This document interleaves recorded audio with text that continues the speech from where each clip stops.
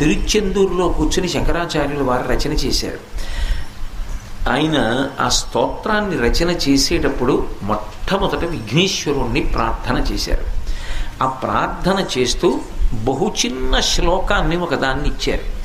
అందులో సదాబాల రూపాపి విఘ్నాద్రిహంత్రి మహాదంతి వక్త్రాపి పంచాస్యమాన్య విధీంద్రాదిమృగ్యా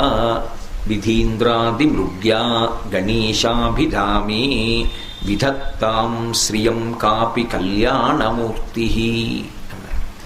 ఈ శ్లోకం నిజానికి అందరూ నోటికి వచ్చేటట్టుగా కంఠగతం చేసుకోవడం చాలా చాలా అవసరం. ఎందుకంటే విఘ్నేశ్వరుణ్ణి ఈ శ్లోకంతో ఒక్కసారి పిలిస్తే కాపి కళ్యాణమూర్తి విధత్తాం శ్రియం అన్నారు. నాకు ఏది కావాలో అది